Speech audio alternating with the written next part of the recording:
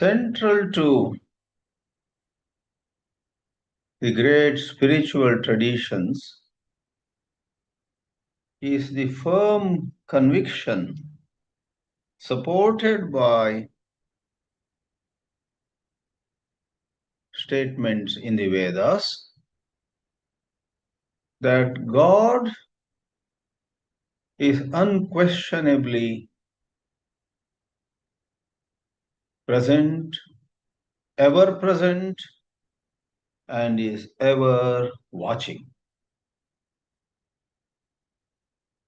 Vedanta, which is Upanishads, regards the supreme reality,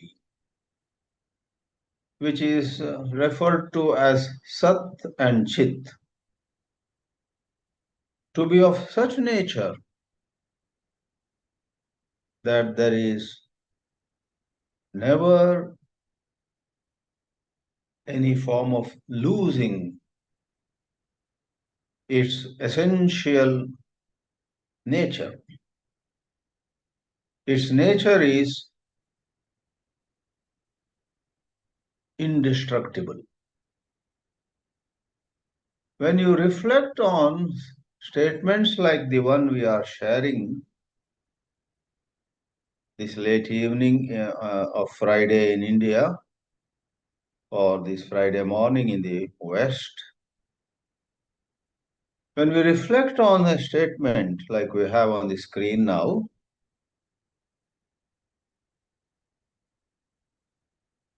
the benefit of such reflection following study is that there is a vital shift of our understanding.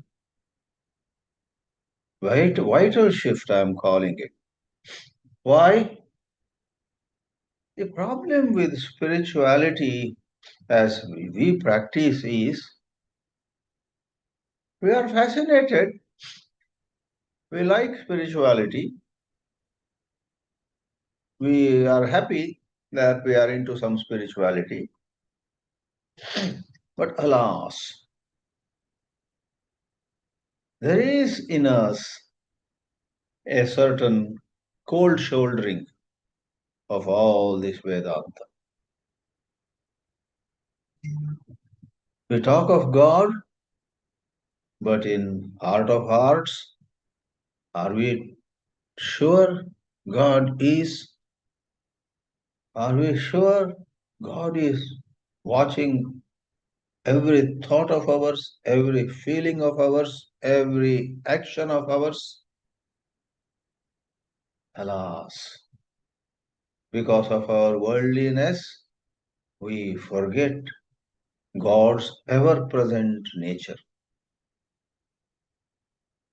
There was a saint called Kanakadasa, and his guru Vyasaraya said to a bunch of the students after giving them a ripe banana each, go eat this banana somewhere where nobody sees you.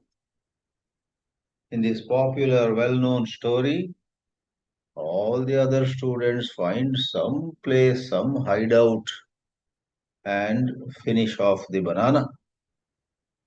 After a whole hour, all of them come back and they tell the guru where they ate the banana. Somebody inside some room, somebody behind a rock, somebody behind a tree, somebody in a deep pit or somewhere. But Kanakadasa comes back holding the banana in his hand. He did not eat even a bit of it. In front of all the students, Vyasaraya asks Kanaka, Kanaka, what happened? Could you not find a place where nobody is seeing, nobody is watching? And Kanakadasa says, Guruji, wherever I went to a number of places. I went to the distant river thinking nobody would be there. Vyasaraya says, was there somebody even over there? Yes, Guruji, wherever I went, I felt, I perceived, I was sure that Krishna was watching me. Let us ask ourselves, do we have that conviction that God is watching us? God is, in the language of Upanishads, Sat and Chit. Sat is existence with no break. Existence which doesn't turn into non existence even for a moment. Sat means asti eva. It never becomes nasti. And this Sat itself is Chit. And here too, the Upanishads go to great lengths to let us know. They want to awaken in us right knowledge, right seeing, samyak darshana. And what is that right knowledge?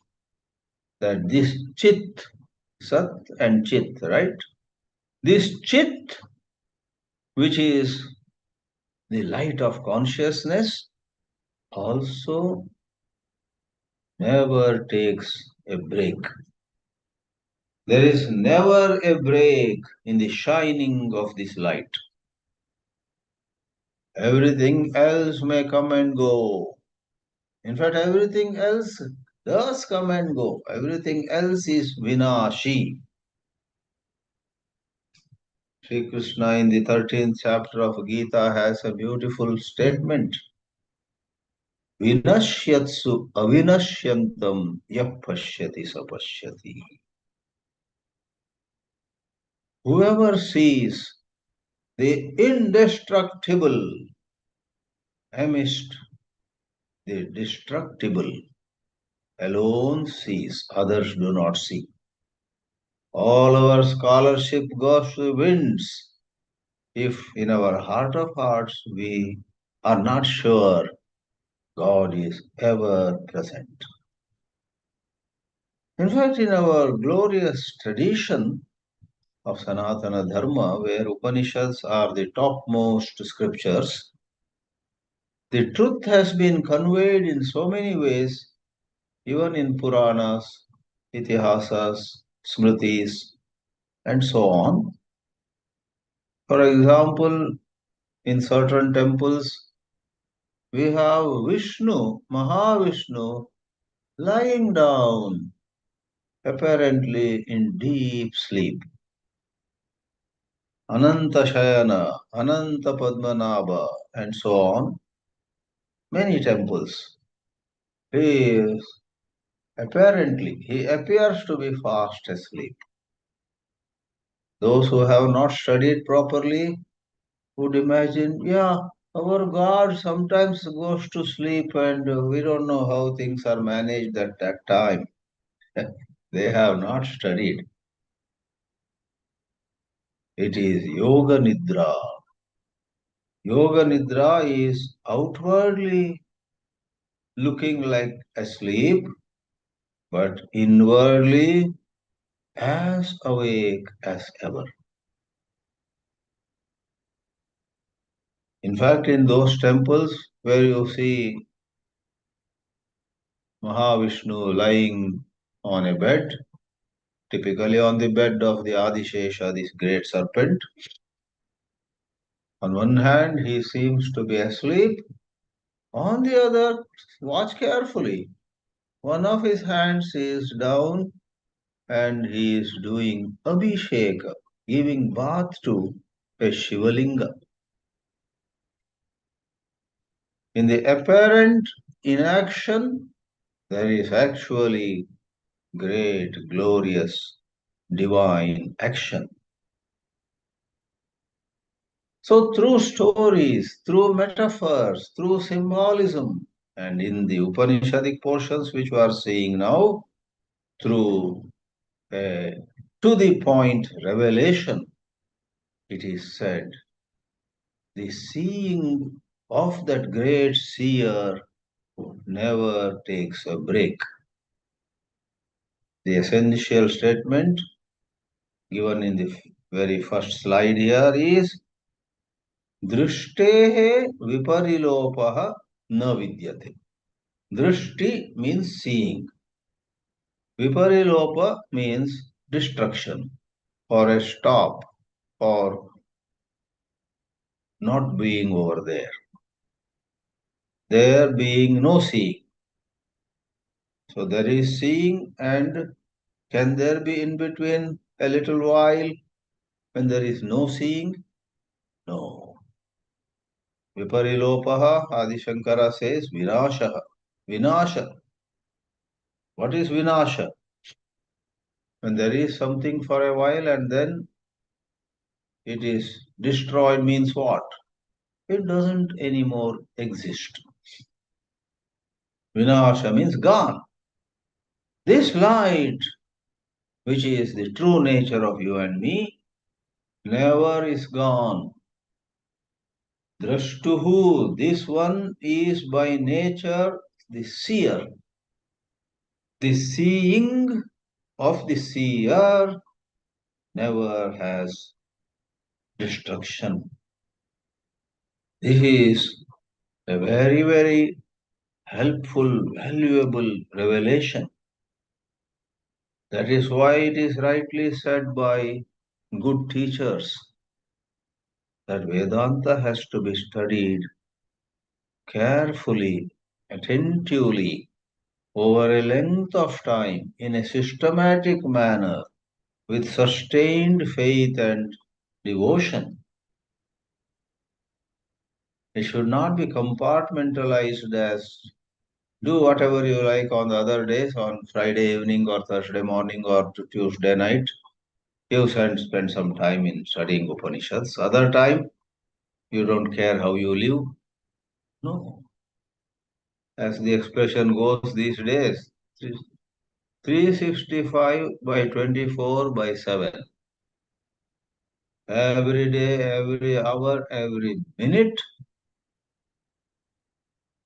God is watching, and we must know that a compromised life, a life of duplicity, as it came in an earlier episode, na virato, duscharitat, na shanto, na samahita, etc., prajnani nainam apnuyat. There is nothing like, oh, okay, uh, I will be okay later on. At this time, I'm compromising with a value that I cherish, but I will be okay. In future, tomorrow onwards, I will be, perfect. Today, I am compromising with my value. J. Krishnamurti used to say, the future is now. In a very unique language, he would say, in future, I'm going to speak truth. In future, I'm going to be honest. In future, pretty soon, let me assure you, I will be transparent. I will be. Krishnamurti says, you said future. Future is now. If you truly have the intention of being honest, be honest now. Powerful teachings of J. Krishnamurti, who emphasizes on integrity. For he saw with his own eyes lots of so-called spiritual people, students or teachers or any other, were lukewarm when it comes to living the teachings. They lacked integrity in their mundane affairs and in their spiritual studies too. They had made spiritual studies some kind of decoration, or as Bhajagovindam says, Udara nimittam bahukrita veshaha. They might have begun with good intentions, but pretty soon the so-called spiritual activities, alas, are for filling one's stomach. Therefore, I am laying a bit of a foundation for the essential thoughts that will be coming now. So, what this mantra says, Nahi drashtur drashte viparilopo vidyate. So it's written 13, actually it is 4 3 23. The next slide it will be clear. 4 3 23. Fourth chapter of Brihadaranyaka Upanishad, third Brahmana. Brahmana here means section, and 23rd mantra. In this fourth chapter and third Brahmana, Yajnavalkya visits King Janaka, and Janaka is so eager to get some of his doubts clarified. And there is this very, very fascinating portion. It is all about light. As you know, in Sanskrit, light is Jyotihi. Light is Jyotihi. And this section called Brahmana, the third Brahmana of the fourth chapter, is called Jyotir Brahmana. Because what we call Jyotihi, to begin with, is the word Jyotir. It is a Rakaranta word. It becomes Jyotihi, it becomes Jyotish, etc. by Sandhi rules. To begin with, the word is Jyotir. So Jyotir Brahmana, the section which helps you go into the depth of the topic of what consciousness is after all. What pure consciousness is, what Chit is, what Chaitanya is. Do not remain on the surface. And by saying so, we are not trying to frighten anybody. On the contrary, if you do lip service to Vedanta, if you just pick up some concepts on the surface and then imagine that you have understood Vedanta, you are inviting fear. Your life will have fear. Your life will have insecurity. Your life will have a lot of uncertainty. So we are not frightening you. On the contrary, by saying, study this chapter carefully, we are saying actually, it's enjoyable, it's lovable. Get the right material, get the right person to speak about it. And there is no true hardship here. Sometimes Vedanta can get hard on us because we would have messed up our daily life. Let me tell you. We wouldn't have slept enough previous night because we watched some TV show till 12:30. And morning 7 o'clock we go to some place to listen to Vedanta. We are half sleepy.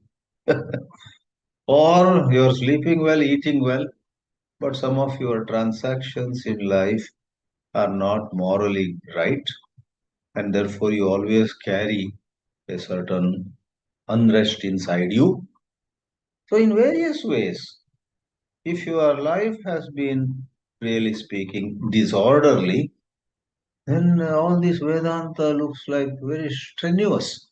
My God, what is this? This is something too technical. I want some, tell me in simple ways and let us be done with it so that I can get back to my business, I can get back to my pleasure, I can watch the remaining part of the movie where halfway I stopped and came to the Vedanta class. Shiva, Shiva, Shiva, Shiva. We mess up our life and then we complain that Vedanta is hard. Vedanta is not hard. Try to live more carefully and reduce the inner conflicts and contradictions, and then you will find, especially if you have a competent teacher to present the themes in the right way, you will find, oh my God, this is so beautiful, this is so simple. In fact, it is not talking about something far away on top of the Himalayas or in the depth of some Atlantic Ocean. It's talking about how I am in reality. My own childlike simplicity is being given. Don't they say True spirituality is, in some sense, return to childhood, return to innocence, return to plain simplicity. We have been living a life of duplicity, pretending to be smart, pretend to be able, pretend to be very qualified, pretend to be this, pretending to be that. A psychologist had written once a beautiful article. He said, in fact, the very title was Stress, the outcome of pretending. More than so much work being on your table, more than your boss asking you to do some more within 2 days, more than your spouse making some demands, more than all these external things. So true, it's a spiritual truth. If we live with some amount of pretending, then we are in stress. So here is a mantra. Please do not think that, this we know, we have heard this. If you really have heard, wonderful, but quite possibly the intricacies, certain unique dimension which is highlighted here, quite likely has not been said before. The full mantra, here the number is given properly, 4323. Yadvai tanna pashyati, pashyan vai tanna pashyati, nahi drashtur drishter viparilopo vidyate, avinashitvat, न तु तद्वितीयमस्ति ततोऽन्यद् vibhaktam yat pashyet. Simple words. The context especially is of deep sleep. It applies everywhere, but in deep sleep, someone would argue. In waking, we see things. In dream, we see things. In deep sleep, since we don't see anything at all, can we say the self, the pure Atma, goes on holiday? Christmas is approaching, so the self goes on Christmas holidays to Goa? No. Sir Radha Krishnan says, I guess he was a sir, I guess, or Dr. S. Radhakrishnan, Professor Radhakrishnan, who was the second president of India. Much before that, he was vice chancellor of Banaras Hindu University, an esteemed scholar whom the Queen of England herself highly respected. Anyway, let's not go to the personality of Radhakrishnan. He brought out certain books. And his translation of this 23rd mantra of the third Brahmana of the fourth chapter of Brihadaranyaka Upanishad is, verily, when there, in brackets, reference is in the state of deep sleep. When in deep sleep, he does not see. There is nothing seen, no forms, no names, no sounds, no touch, no smell. He does not see. The Upanishad mantra clarifies, that's what you think. He is verily seeing. He is verily seeing. You think that he does not see. That is your conclusion. Once it so happened, somebody rushed into certain place late evening and found he knew where exactly the switch was. He turned the switch on, but lights did not come on. And he shouted from that dark room, Uncle, there is no electricity here. I know where the switch is. I pressed the switch. There is no electricity. The uncle said, what are you talking? The neighboring buildings have electricity. This building also should have. Check again. And then the nephew looked, and to his surprise and shock, the two or three bulbs, electric bulbs in that room had been stolen by some thieves. Electricity was very much present, but in some settings, in some villages, etc., some funny things happen. I saw once an episode of a popular serial on some TV channel in India, Panchayat. In that episode, to tell you in a minute, a young, educated, bright boy becomes a government officer, but is posted to a very backward village. Very unwillingly, he goes and starts serving there as an officer, drawing some salary. He wants that money, but he is meanwhile preparing for IAS and to go higher, to rise in life. And he is working on a desktop computer, preparing for Indian Administrative Service.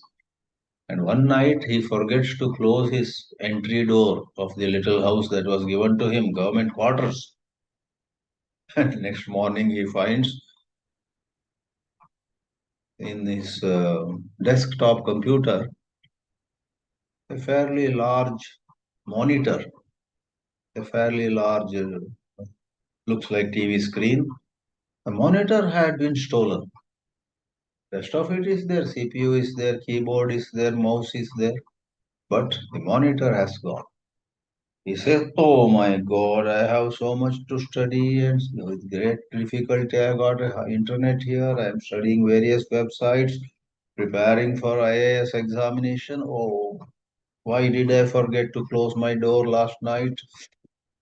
But after 3 days, with that the reference concludes. To his pleasant surprise, after 3 days, in the morning he comes out half asleep. He finds that whole monitor back at the entrance of his house. And there was a note, very humorous. So Panchayat is a very popular serial. I saw one or two episodes in some house in Goa. So with the note said, "Sorry, sir, we took away this piece thinking that it is a regular television. But after taking it home, we found that it doesn't show any channel, it doesn't work as a television. We don't want this." So those villagers mistook the computer's monitor display unit, VDU we used to call it, visual display unit. They took the monitor and anyway, coming back, the boy screamed, "There is no electricity." But what is the truth? There was electricity, there were wires, but there was no bulb.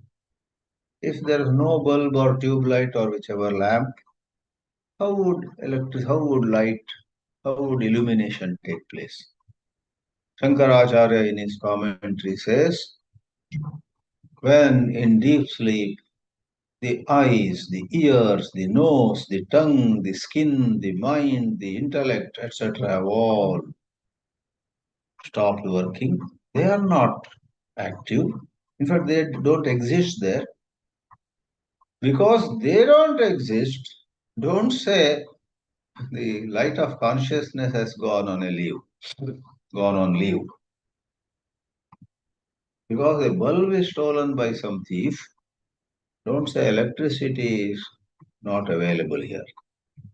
Likewise, coming back to Radha Krishnan's translation, verily when he does not see, he actually is seeing, though he does not see, for there is no cessation of seeing of a seer.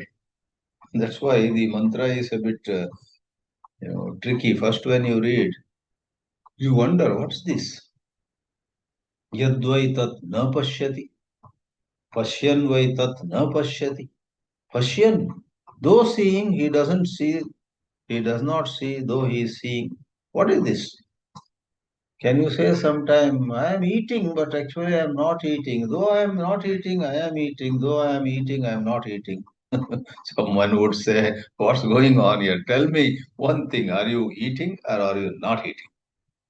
Therefore, sometimes this is where we rely on Shankara's commentary and, of course, good translations by right people.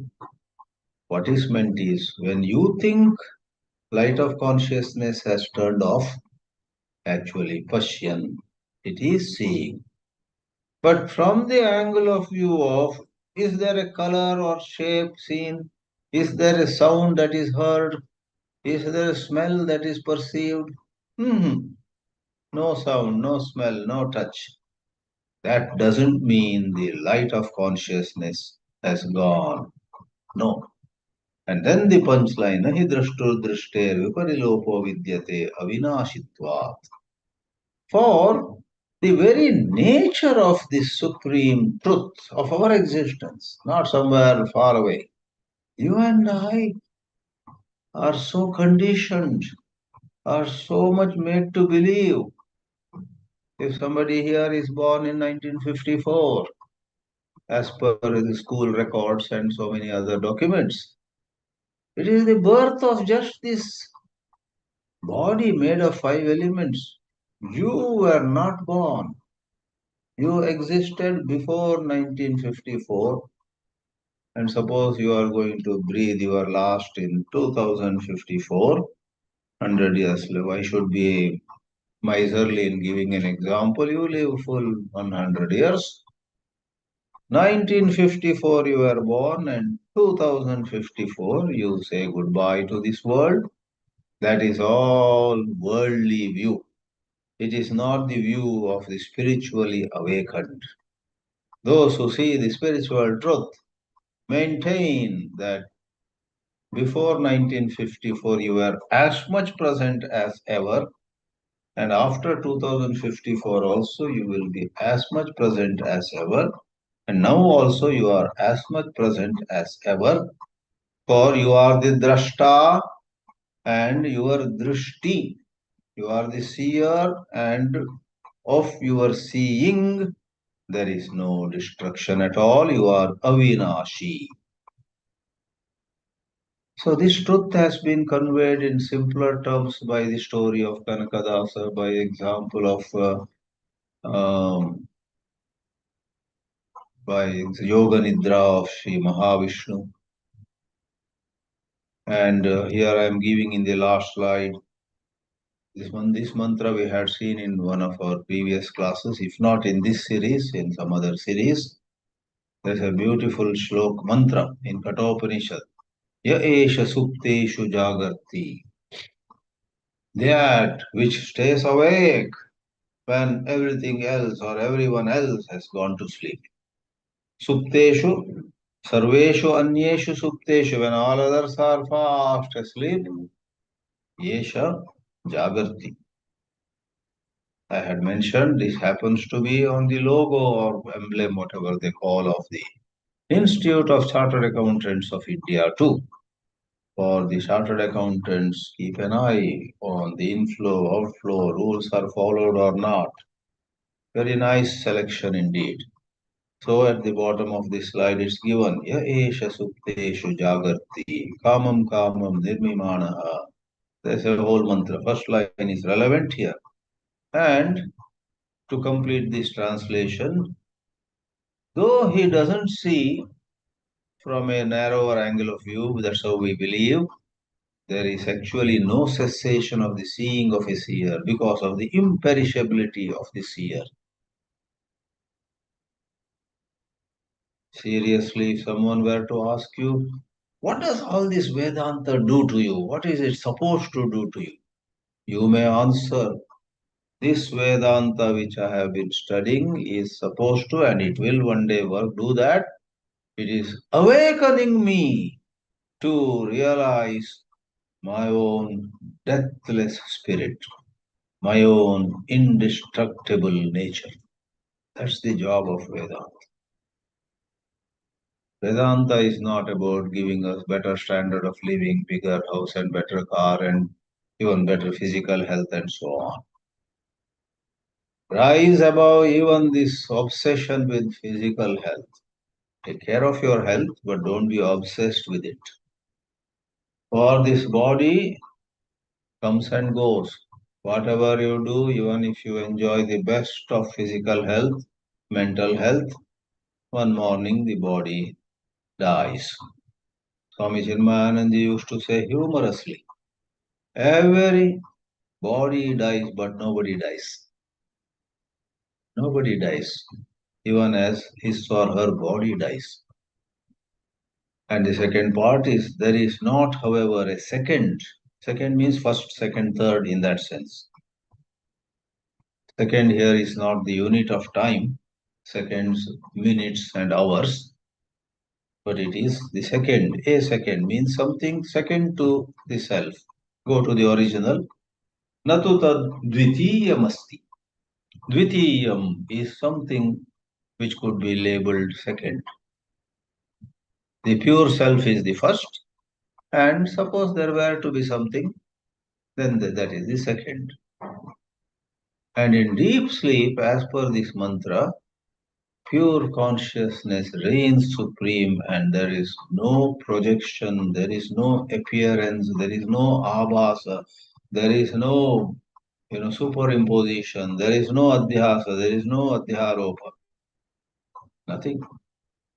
In deep sleep, pure consciousness shines in all majesty, and what a blunder it would be for any one of us to imagine that in deep sleep it is shunya.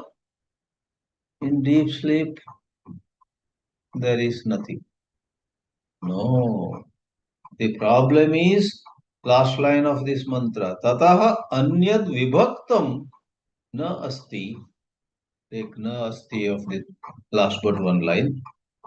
Na tatra dvitiyam anyad asti. Anyad vibhaktam. Vibhaktam means separated. Vibhaga kritaha yatra. Vibhaga is dividing. We divide everywhere. We say this state ends here, the other state begins here.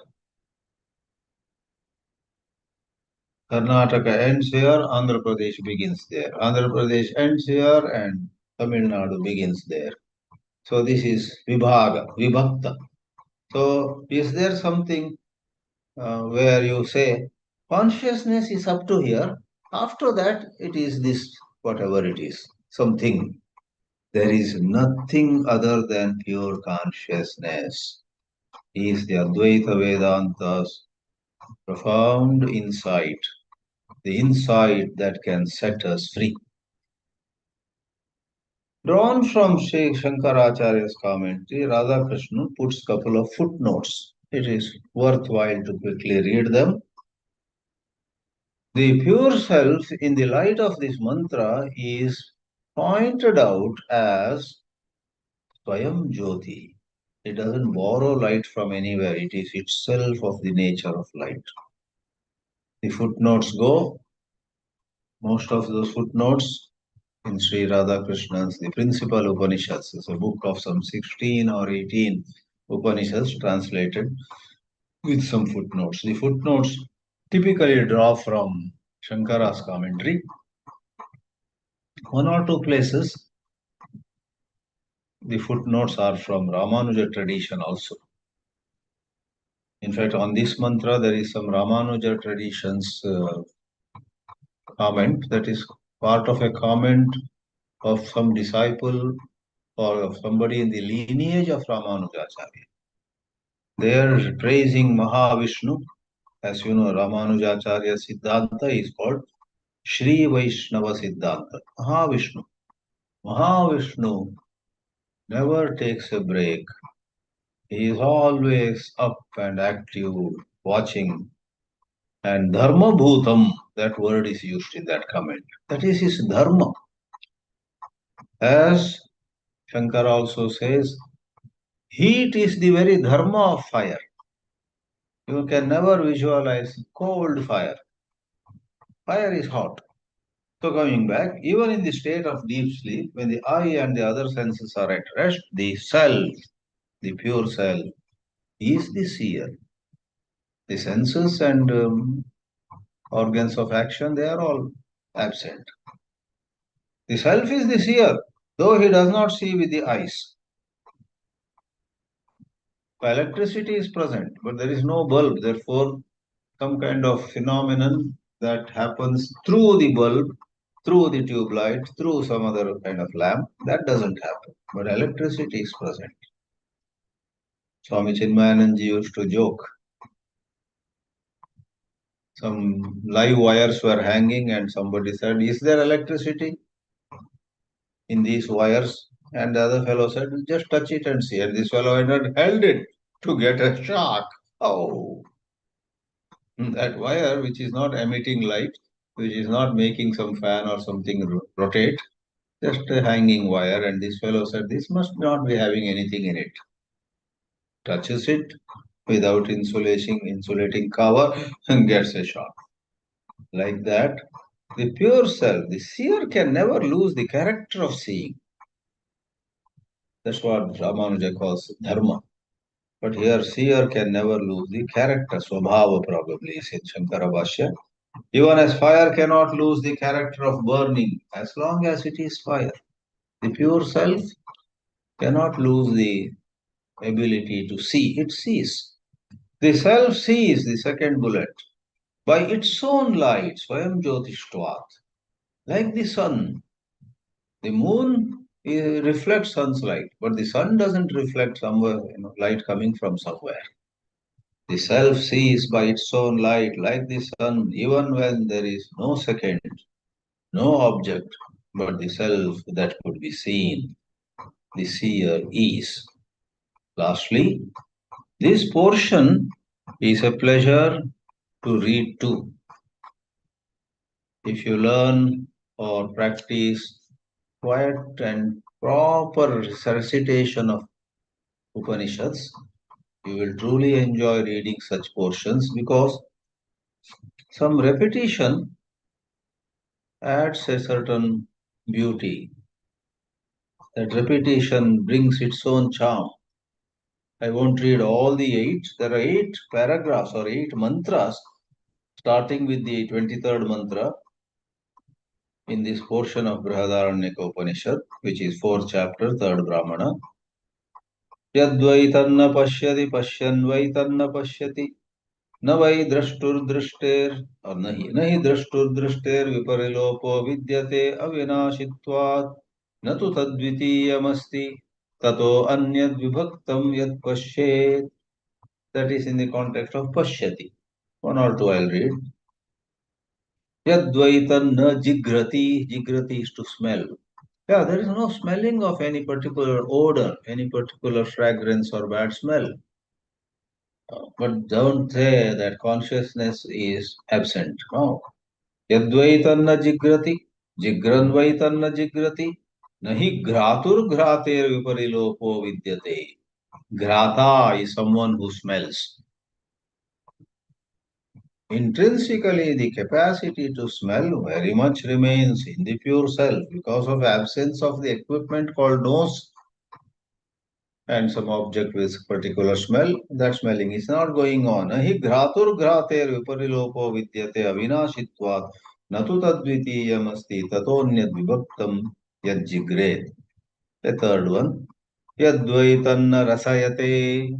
With the tongue we taste salt or sour, sweet or bitter. Yadvaitan tanna rasayate. Rasayanvai tanna rasayate. Nahi rasay नहीं रसयितुः रसयतेः विपरिलोपो विद्यते अविनाशित्वात् न तु तद्वितीयमस्ति ततोऽन्यद्विभक्तं यद्रसयेत्. It goes on. As you see, when a karmendriya is included, fourth one, tanna vadati, that is vagindriya.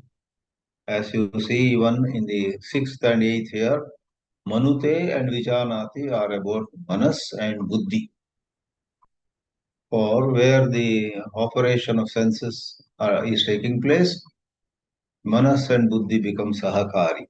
They also play their role. In other words, certain upadhis appear in waking and dream, which are like the snake upon the rope.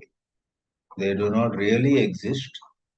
The duality, the plurality, the division between the seer and the seen, growth and decay, birth and death, millions of things of this universe, this creation, are an appearance upon the substrate, Brahma.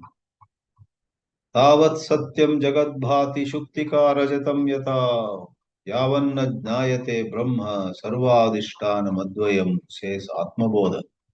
As long as you do not have the insight to Brahman, this Jagat looks so real. Just as long as you don't see the seashell called mother of pearl, silver seems to be so real.